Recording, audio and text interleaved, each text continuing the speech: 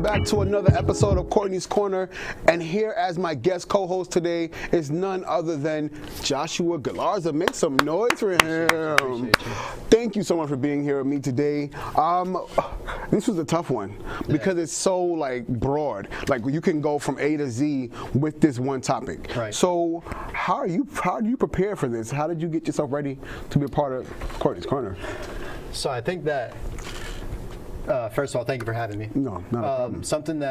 This is something that I live throughout my everyday life. Mm-hmm. And of course, you don't talk about it like when you're at a coffee shop. You're not gonna be like mental health.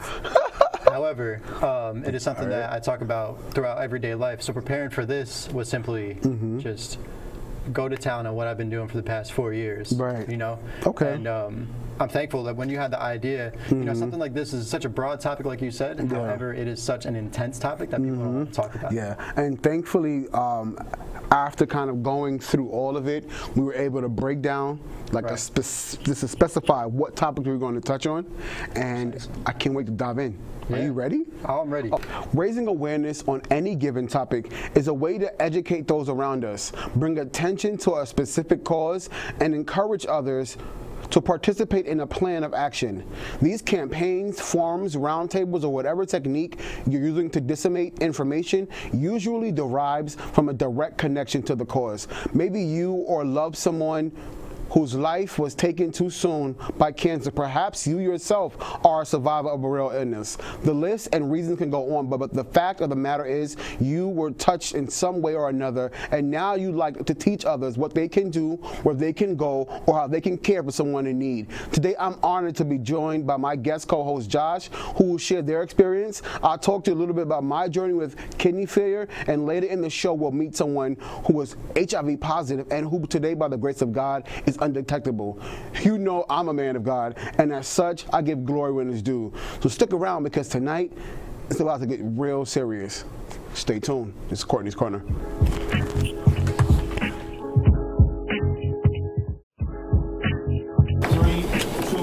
1, action. Cut. Sorry. Give me 1 second because was that after the... we have one down, right? This is our last segment. It's going to be that camera right here. Got for you. all three of you.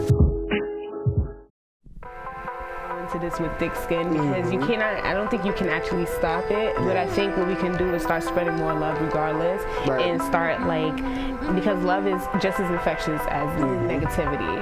And from the time we posted it till today, it's been like a whirlwind, right? I was going to bring it back, but I was like, so I'm happy to have you here again.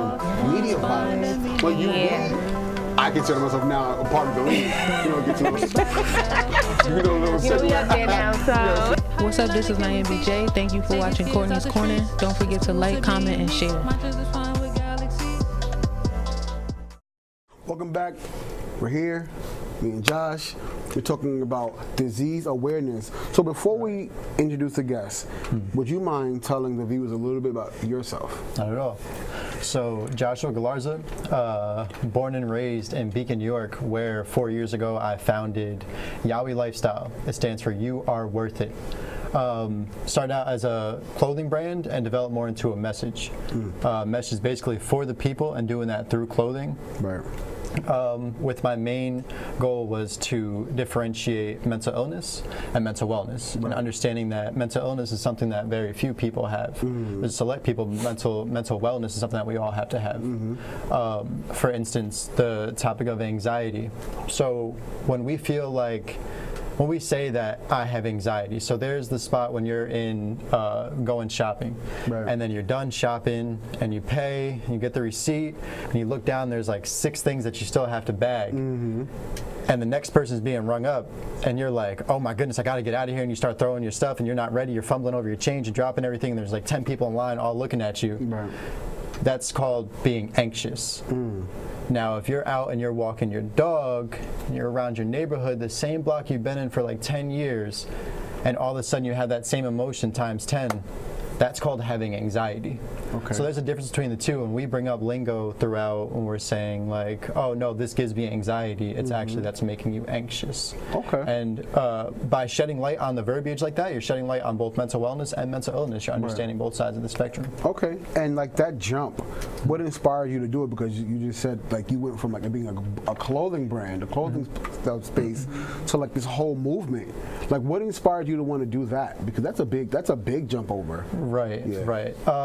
The biggest thing for me was I started out with the object in mind that I wanted to donate money to charities, Yeah. and I was tired of doing it out of my own pocket. So I would work like 3 jobs and I'd be going crazy. So I started like I could make a message and sell shirts. Yeah. This would be a good idea to translate money. But then this turned into me waking up on Sundays, going to a flea market, and only caring about the dollar sign. Yeah. And I had to stop. Like, I started this for a message. I started this for a reason. Right. And that's when I really started to click, because it started out with that mental wellness.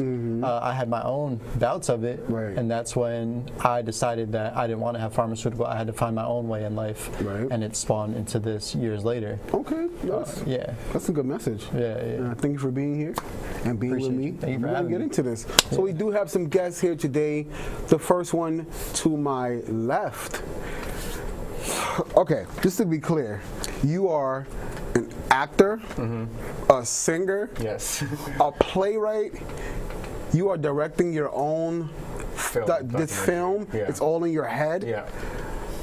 First, ladies and gentlemen, give it up for Elad. I had to kind of get into this. When I kind of went over your bio, I was like, well, where do you sleep? When do you find time to I don't know. close I don't your even know. eyes? Don't. So, like I asked him, just tell our viewers a little bit about yourself. Like, how did you get started? What inspired you to get started? And, With yeah. and all these umbrellas of things that you do. Right. What was your inspiration behind wanting to do all of that?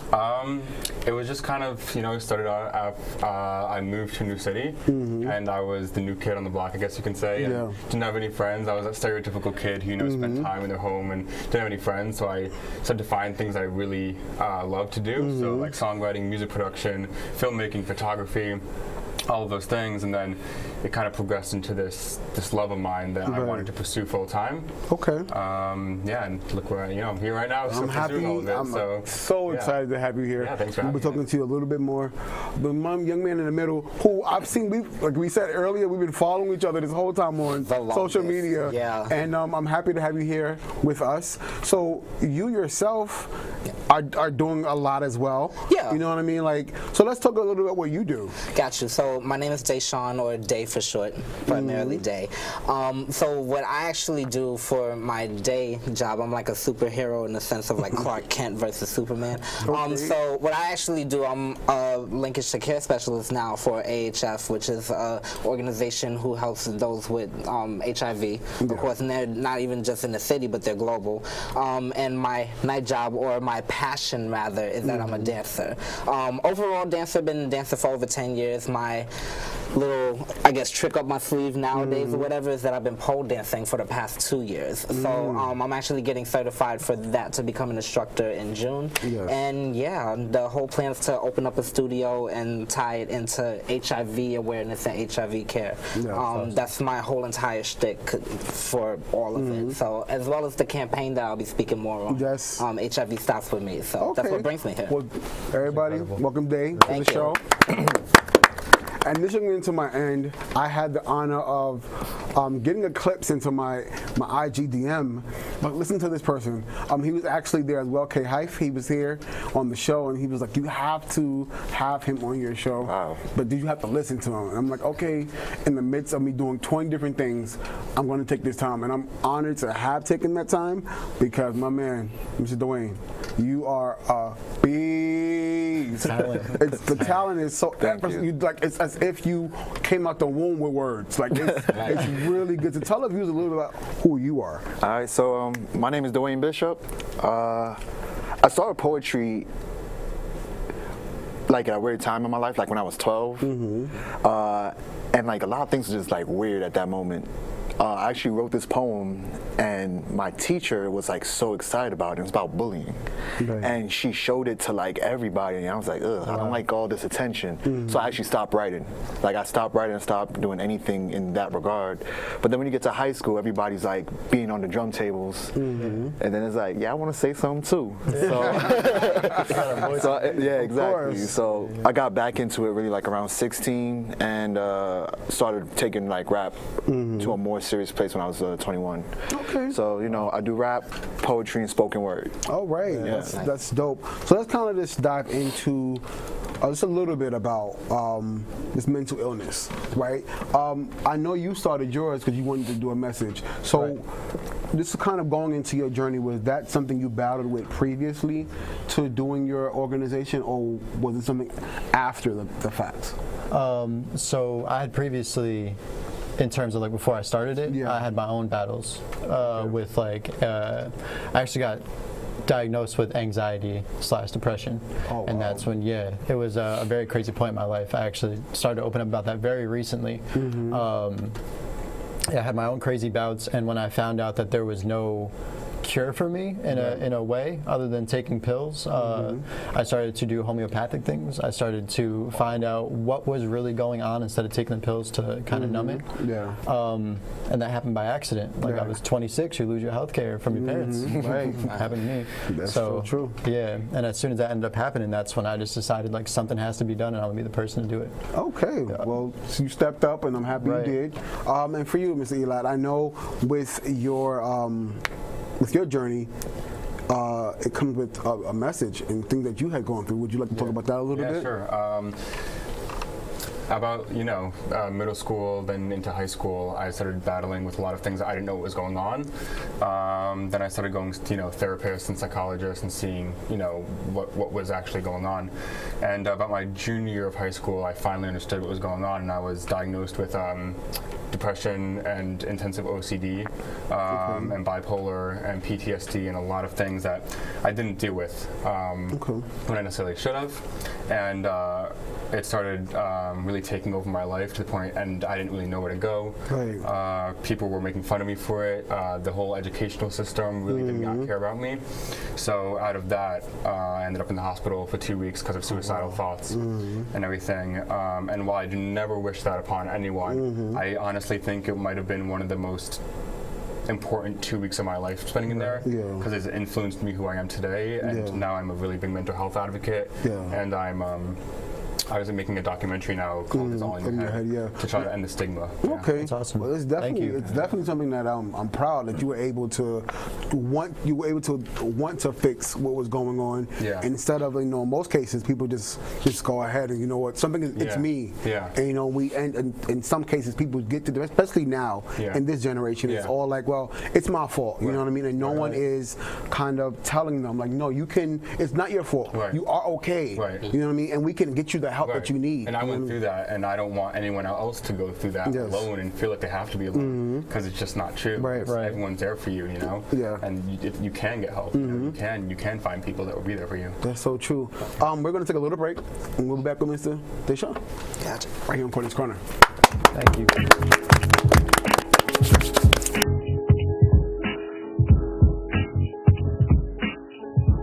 So, Mr. Deshaun, I know that you had a battle with HIV and having to go through that. If you don't mind, can you kind of talk about that journey and how it put you in a position mentally? Because I know that is something. No, heavy. Absolutely. In all transparency, because I even tell patients nowadays, even whether positive or negative, that it is a mindset that you are not prepared for. I was diagnosed in 2010. I was in a monogamous relationship at the time with someone, and when I found out my status, literally I could, even though you felt that, there's people around me that I know that has HIV, they're doing well, this, that, and the third or whatnot, it's different when it hits you.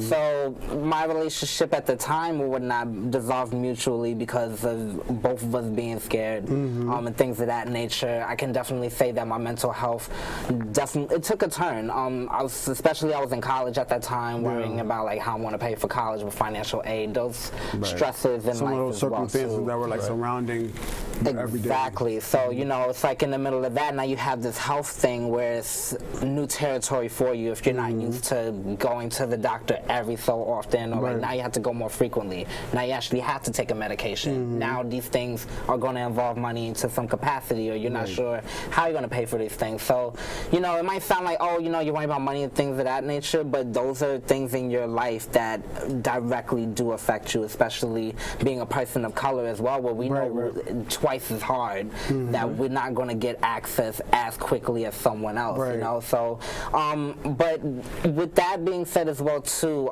it was definitely a journey, and it was something where throughout my HIV journey I was able to find those silver linings. Like I was blessed to have the support that I had with my friends in college who I was on a dance team with, and when I was ready to tell my mom, she was a huge blessing. Anything that I've been through in life, she's always been there for me and supported me, and you know, I actually commend her resilience in that sense, which also helps me to be strong as well too, because she could have let me see her, you know, like maybe down and out or this, that, and third, but she did her best, and even to this day does her best to like really just make sure that what she calls a man of substance, that I'm picked up in that sense. So yeah, like, you know, but I do let people know initially as well too, to allow yourself to have room to go through those emotions. It's not something they do come in waves. Yeah, they do come in waves, even to this day. I'm not gonna sit here and, like, you know, say that like every single day for me is the easiest day, or like I'm the most happiest person on the planet. I do have my happiness, yes, but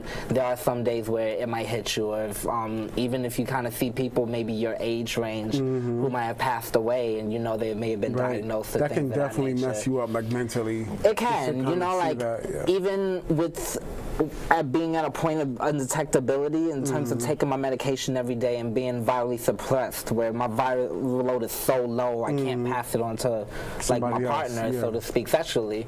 But even knowing that I'm at that point, it can be a scary factor. Like, you know, like death is in general something that's very unknown, that we have no clue about until we go. So with that being said, or whatever, I do say, like, you know, allow yourself the room to be human. And that sense, or whatever the case may be, and just know that some days it might feel lonely, but if you do have those people in your corner, know that those people are in your corner. So to get to you, Mr. Bishop, I would say that you probably hadn't had any issues, but I'm thinking you did, like this going through your journey and just kind of finding yourself. So if you mind talking about actually, my illness, I have some physical illnesses myself. I was actually born with lupus, but I was diagnosed in 2015. Oh, wow. And the way that even came about was kind of weird and like unexpected to me, because I went to the doctor originally at that time for migraines. I'm having all these migraines all the time, and I had migraines all my life, but it was like to a point where it's like, it hurts more than I need it to hurt right now. So got diagnosed, went to the doctor, ended up doing a whole bunch of tests, got diagnosed, and they always kept on asking me how these lupus symptoms, which I don't know what those are. Until recently, actually in January, I ended up getting this disease called Guillain-Barré, or Guillain-Barré syndrome, and I was paralyzed from the neck down for about 3 weeks. So I was paralyzed from the neck down while I was in San Francisco on vacation. So this like to kind of get into this, how was it when you first found out you had lupus? Was it more so like confusing because you didn't know what it was, or just like a complete blank out? Like, I know with me, when I first found out that I was sick, it was completely, you know, it was a little bit of both, because I heard lupus before, but I never like researched it. It was like, you got lupus. I'm like, all right, cool, what that mean really?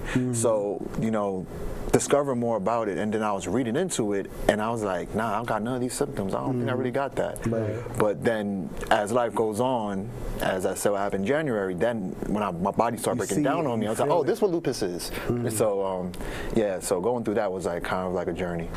But you know. All right. So Day, first of all, I commend you. I do commend you, because you were saying like, oh, I'm not going to sit here and say that I've been, whatever. But in all, you know, through it all, you've kind of maintained that positivity just by giving back to people who who need to be made aware. You know what I mean? Like in this episode being called what it is, disease awareness, a lot of times we lack that. Mostly because we're ashamed and we don't want people to judge us and what we're going through. And, but also kind of feeling like, will these people that I'm telling my story to accept what I have? You know what I mean? And be willing to go through the journey with me, or we can take it the other route, like I don't want to be a burden.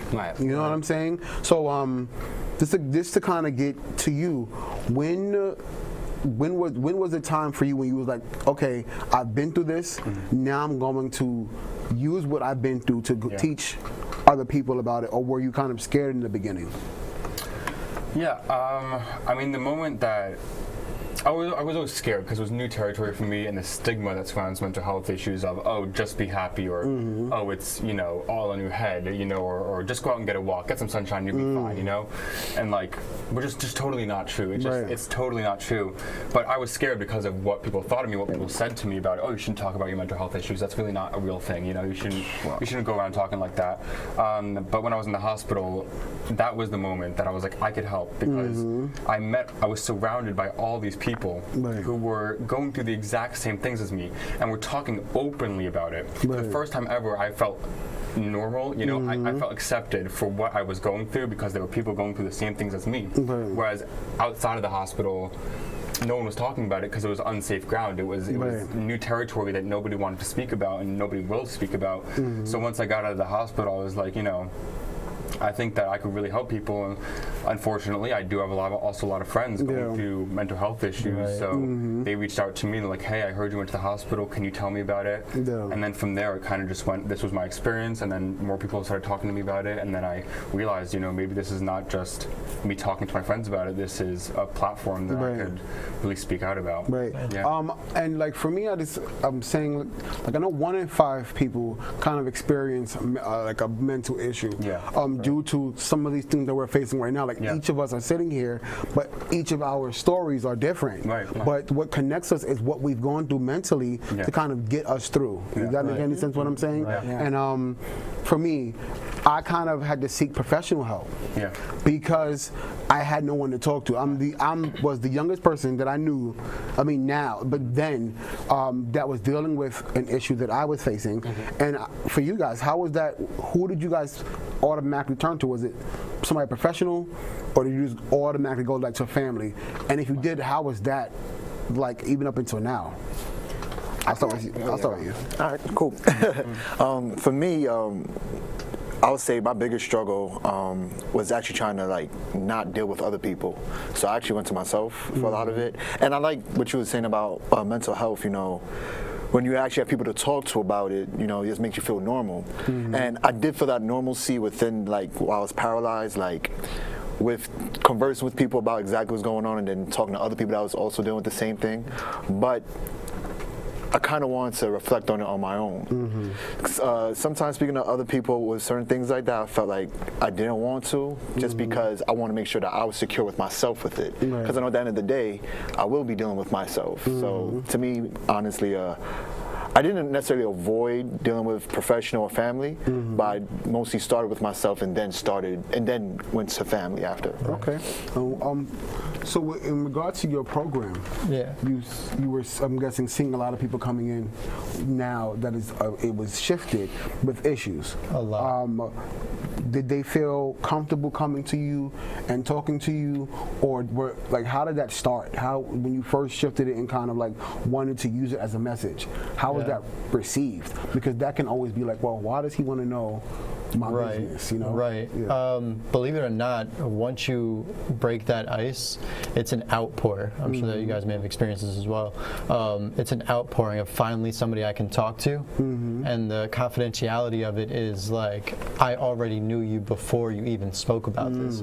So there was just like, now I can open up to you, trust you with the friendship, but also trust you with this information that I'm giving you. But for me, it was a hump to get over, even to get to that point, to feel like I can talk to, like, fear of denial. Like, what if all of a sudden they don't want to speak about it and I'm forcing that upon them? It's a very rough situation. But yeah, as soon as they figured it out, people started coming to me, and still at this point, it's no longer me it's finally gotten to the point in our community where it's no longer me having to bring up the subject. Right. It's open. Okay. Yeah, and it's being talked about The very trust openly. is there. Precisely. Okay, Yeah, well, I yeah. love this conversation. Yeah. We're going to keep it up right after these messages on Courtney's Corner. I do like how mental health is like now like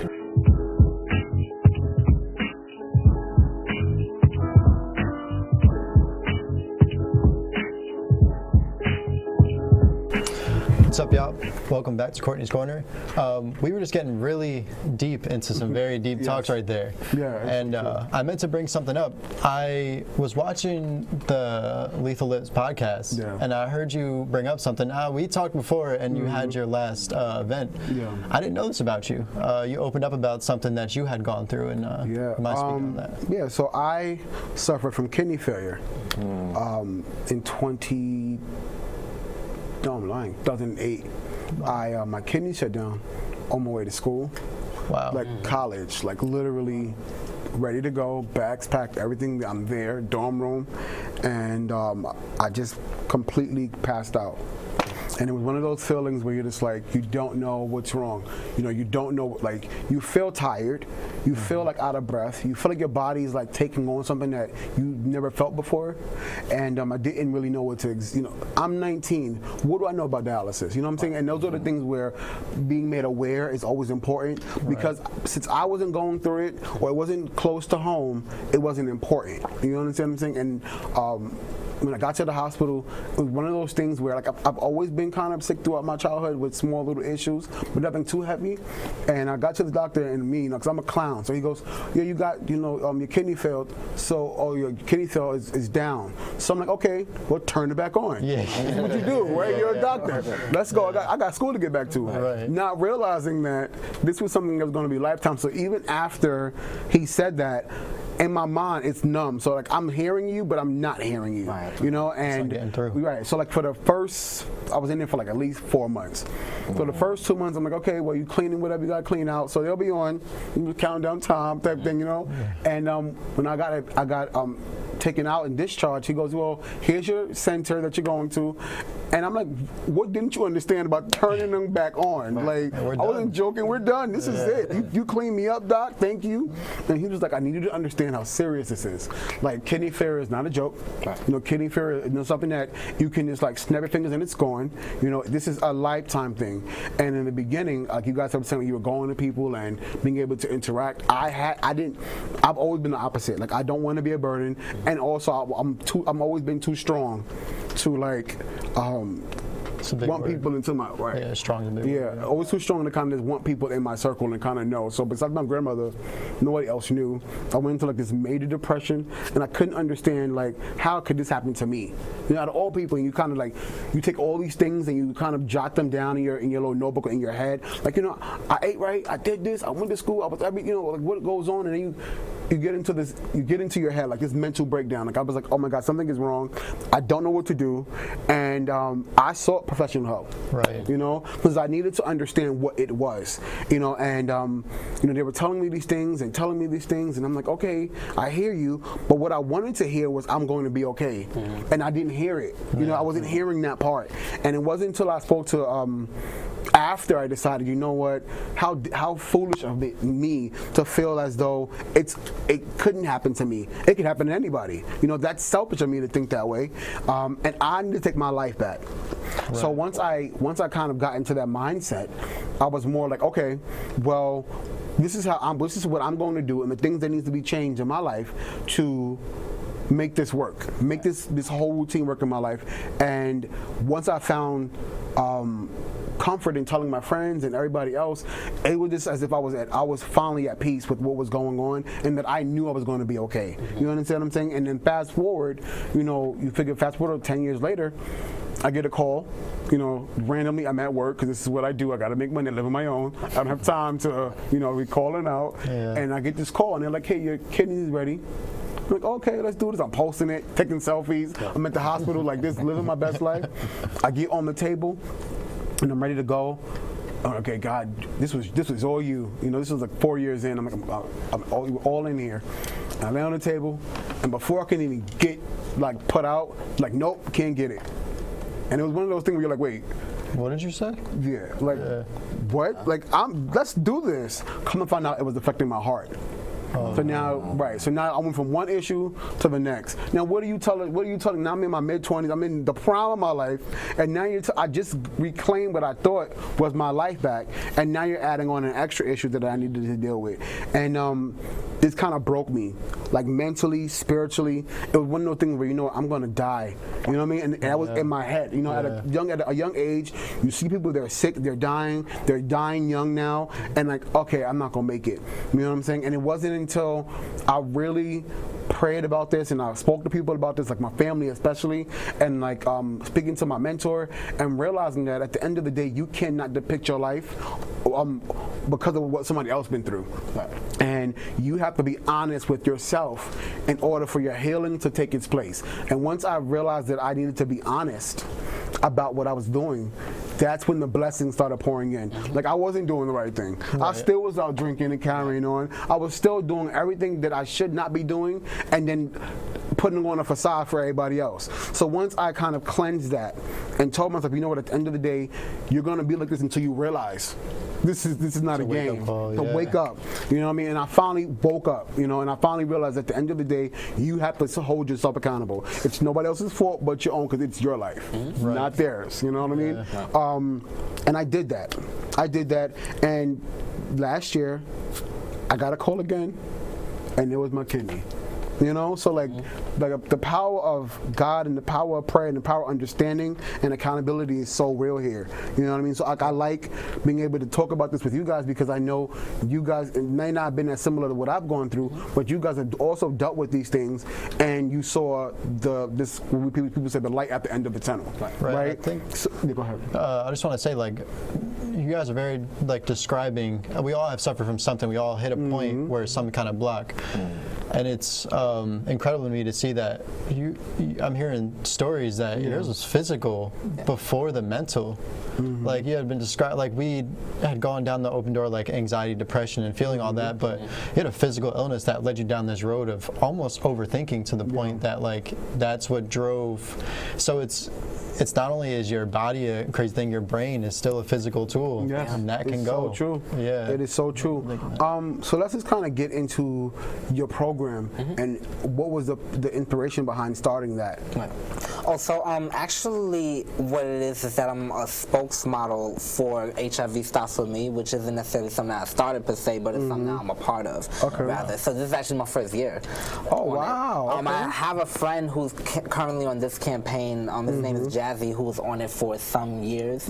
And I totally ended up getting on it with someone. Shout out to Ja Love, real quick. He and I connected at a gig one night, and we was actually just talking, and we was openly talking about, like, HIV awareness. Shared both of our stories about being positive, and he was like, you know what, you would actually make a good spokesmodel. Like, like, would you be interested in complete honesty, like, this is 9 years that I would be HIV positive, undetectable in that sense, like, very healthy. It's a blessing, because once again at that point I'm thinking, oh my God, like, what's life gonna be like at this point? So 9 years, I would say at this point I've definitely come full circle, where the opportunity did fall in line for me to be prepared to talk to others who may just, like we all kind of came up with, you probably don't have someone right away that you can speak to about HIV. It's still highly stigmatized. A lot of people might initially think, oh, if that person has HIV, they slept around with every single person on the block, not knowing that some people, although not my case, some people were born with HIV.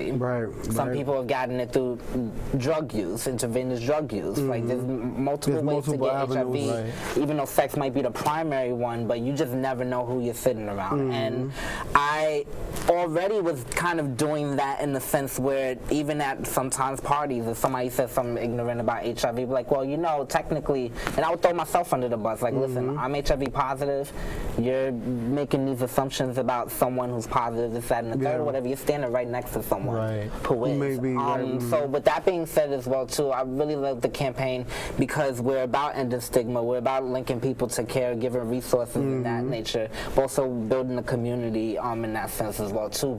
It's 30 of us telling our stories across New York State. Right. That's incredible. So, and that also goes to show it's a whole gamut of people, gay, straight, lesbian, trans, all of us or whatever, doesn't make a difference. All of us are quote unquote the face, for lack of better words, of HIV to show you that we all represent a different walk of life and we're here still Yes, right. at That's the so end true. of the day. So that's where my empowerment really comes in.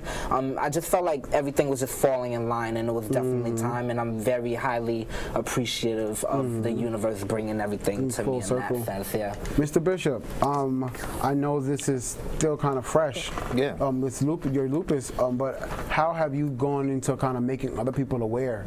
Because like you said yourself, you didn't have any symptoms. Right. There was nothing you can feel that was going on, and it had to be labeled for you to understand, like, hey, this is what you're going through. Right. You know what I mean? So how has that been for you? Well, because I've been off the grid really since January when I got diagnosed with the GBS. I wasn't able to move. I've been on social media. Everybody was hitting me up like, yo, what's going on? I haven't heard from you in like 2 months, whatever the case may be.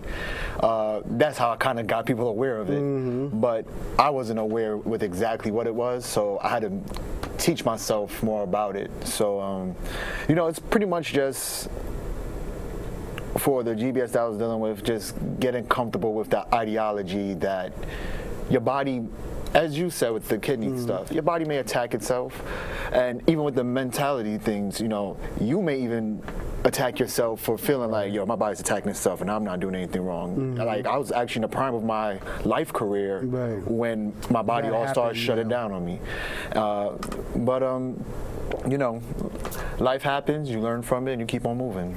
Okay, and Mr. Elad, so going through what you had gone through and now coming full circle with this documentary that you're doing, how have you been trying to make more people aware and using that film that you're doing right now? How is that going to help someone? Yeah.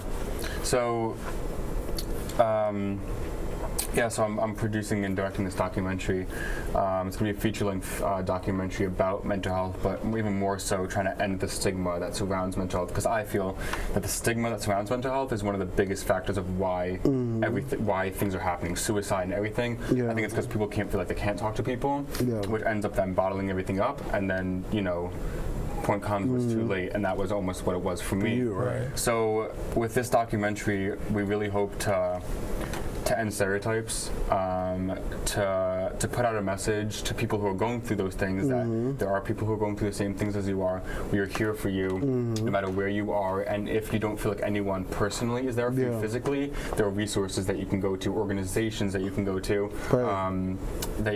that will try and help you and can help you. And it's going to be interviewing people with their stories about mental health, and also have they been affected, because even if you're not personally going through a mental health issue, You've been affected by you might have been affected by somebody. someone. My mental health aside, I unfortunately have had a lot of friends commit suicide. So even if I didn't have mental health issues, I still have had, unfortunately, a number of friends commit suicide. And I think all of us can, at some point, relate to someone or know someone who have gone through those things. So the documentary is really going to try to aim to end the stigma and make people understand, or try to get people to understand that you can get help, and it's not something to be ashamed about. It really is not. Just like I say a lot, it's really funny. It's society, right? If you have a broken bone, right, you're gonna go to the doctor, right? And society is like, yeah, I know you have a broken bone. Obviously, you can see it right there. But why don't we think the same thing about the brain? Why don't we think? And that's the most complex thing about ourselves, is the brain, and we don't know as much as we do. So why isn't that a possibility? Why isn't mental health issues a possibility? Because it is. It is. And just like a broken bone, you go to a doctor, you're going to seek help. And so for a mental health issue, why can't you go to a mental health, a psychiatrist or a therapist or a doctor, get medicine, or whatever way works for you? I would like to piggyback on that too, because after somebody commits suicide, everybody would say things like, "Oh, everything seems so well with the person," because you don't see it. Because you don't see it. Nobody's gonna talk about it. But as we know from pretty much everything science, the brain is a real complex organ. You know, so still don't know about it. definitely, right. We're still learning every day. And then I also feel like one of the things that kind of brings people to a place of going to that far as to commit suicide and whatever is because people aren't checking in. We've lost that factor of people being able to check in. We're so worried about what we're going through social media or saying hi through social media. Like people, I was saying this in an early episode, people will put up a post and say something and we'll all thinking it's fun, thinking that it's, you know, there's nothing going on, that it's being extra. It's okay to check in. It's okay, it's okay to say, you know what? Let me see how this person's doing. Like they wrote a post about something and it may not be anything, but let me find out because like you said, like these are things you cannot see. And unless it's being said by the person or maybe someone within the family, you don't know. Even like with the friend that we have mutual friends of, like he told me he was on dialysis. I didn't know he was on dialysis. I didn't know anything in regards to like, you know, him as being in the center. And then unfortunately he passed. And I felt like so hurt, but also too like, could I have done something better to kind of make him more aware about what he was doing and stuff like that? Like so like I feel like in this day and age with the what we have in social media and the power that we have to kind of connect to people now, we should take time and just make sure that we are all okay. Definitely. You know what I'm saying? It never hurts to take one second out of your day. It doesn't. Just to say checking on you. Just say, yo, I'm praying for you. Whatever it is that you need to do. Even simple. Hey, what's up? See that game last night? Right. Something small. Something real small can save a life. A life. You know what I mean? I thank you guys for being here today. Thank you it was a great opportunity to have this discussion, and it's so weird because I never really talk about what I'm going through, but I felt safe. I felt safe to talk about it with you guys, and it's the energy, and I love it. So please, don't be strangers. Before we go, I'm going to talk with Elad, and we're going to work our way around. We're going to look at this camera over here and tell people where they can find more about you. Sure. If you would like to follow me on social media, Instagram is at Eladness, ELADNESS.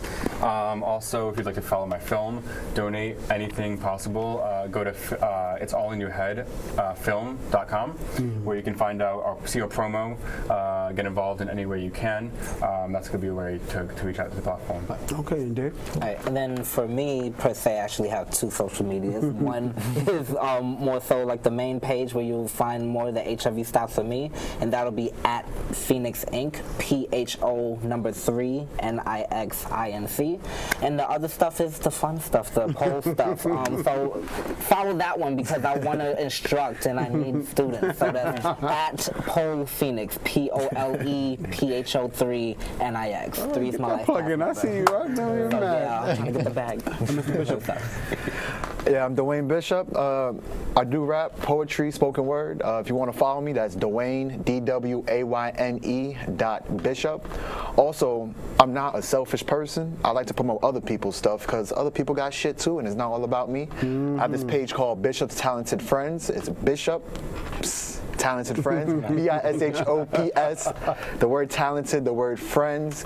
Follow the page, DM me if you have work that you want to put out there, because that's what that page is for. It's for building community, because like this, it's beautiful seeing community together. Okay, Josh, thank you so much for being here with me. Appreciate you, it was an honor. Just having you with us for the summit was a lot, and kind of diving into some of these issues that we're facing. Just look at the camera over here and tell the viewers where they can find more about you. So personal page is at Gorilla3 on Instagram. That's GUERILLA 3. And if you want to follow the Yawi lifestyle, it is YAWI lifestyle. That's on Instagram, Facebook, anything you could imagine, website. Yeah, and there'll be a lot of cross-posting on there as well. Based on my personal life is Yawi lifestyle. Yawi lifestyle is my life. Okay. Yeah, it's going through. Well, we're going to take this break and we're going to come back, and this beast over here is going to perform something real fire for you. Don't go anywhere. We'll be right back on Courtney's Corner. Excited. Killed it. That was great.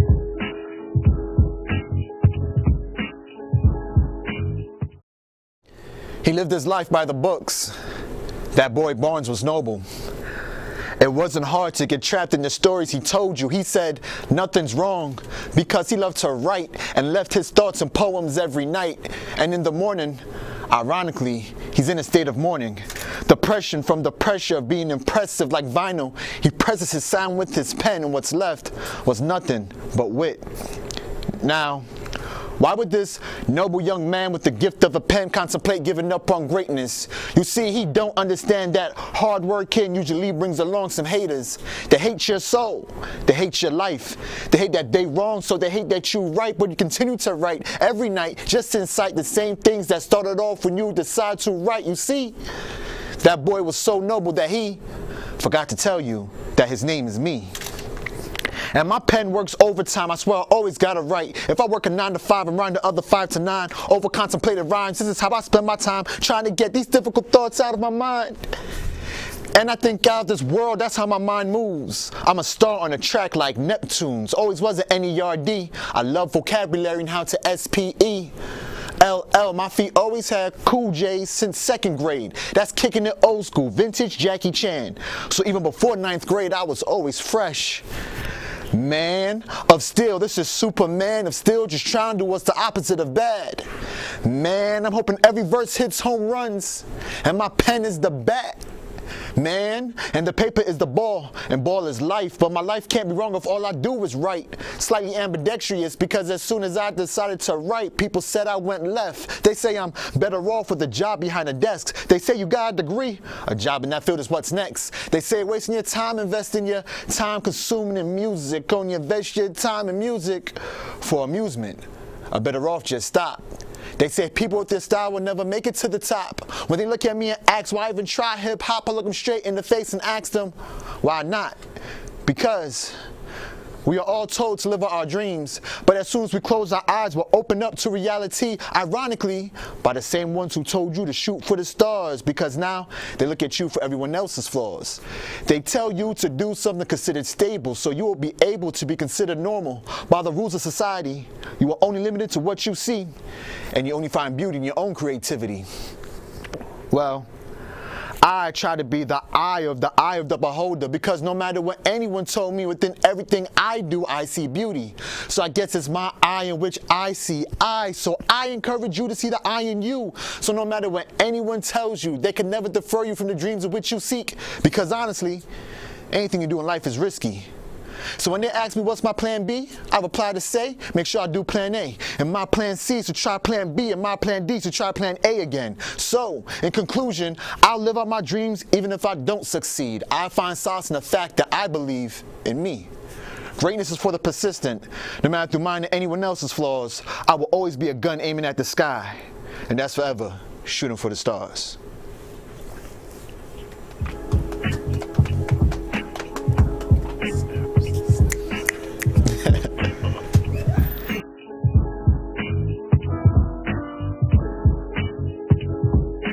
So it's definitely been a great episode, and what make it even better was having you perform this piece. Thank you. Guns Aiming in the Sky. So, tell me a little bit about the inspiration behind this piece. So I write, obviously, and with writing, the thing that I like to do is, find my mode of inspiration. Yeah. And I feel like with this piece, I found my inspiration within myself, and I got that from basically just being persistent with everything that I do, and that's what I pretty much try to accomplish with that piece, Guns Aiming at the Sky. Right. It's like guns aiming at the sky, forever shooting for the stars. Because that's how I feel like that's what I'm doing whenever I'm performing and doing my thing. Okay, so it's more like a sense of motivation. Yeah, like, it's just to kind of encourage not only you but the people who are listening to never just settle. Always aim for aim up. Whatever's the highest, aim above that. Yes. I mean, J. Cole said, if you don't aim too high, then you aim too low. Oh, Right. Yes. I love it. In fact, what made me actually build that piece together, because it's actually a group of different pieces that I put together in one, is I was told while I was in college that they wanted me to do a piece during Kwanzaa, and my word was Kuji Chagwalia. If I'm saying that wrong, I'm sorry, guys. It ain't my thing, really. You did it, Kuji Chagwalia. Kuji Chagwalia, right? It's self-determination, and I was like, oh, I got something for that, because I'm very determined for anything that I do that I put my mind to. If I put my mind to it, it's going to get done. Well, you definitely put your mind to this. Thank you. I thank you for this rocking with the show. As long as you did this whole time is being here and able to perform after. So do us a favor and just tell the viewers where they can find more about you. Thanks. You can find more about me on Instagram, Dwayne Bishop. That's Dwayne, DWAYNE.Bishop. Dwayne spelled the right conventional way. Dwayne Wade spells his name stupid wild. I don't know why he does that. He has a Y in a completely wrong place in the word Dwayne. And Bishop Sorry, is Dwayne. yeah. I'll call you later. Yeah, Dwayne Wade. Retire well, man. Last name Bishop, and that's spelled like the chess piece, Bishop. Dwayne.Bishop on Instagram. Thank you. Okay. Well, thank you for being here. Of course, appreciate We'll be right it. back on Courtney's Corner.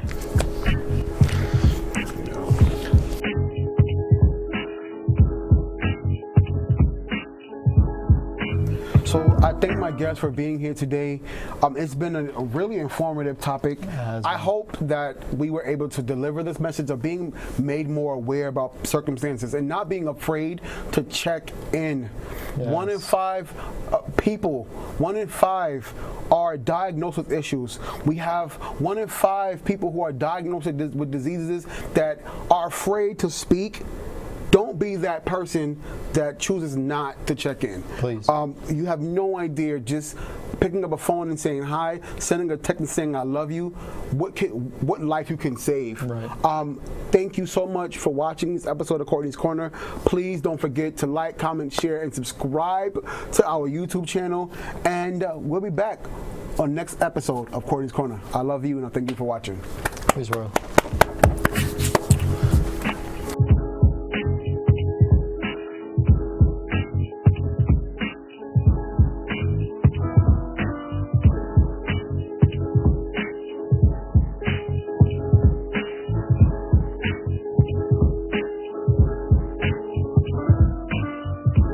What's up, y'all?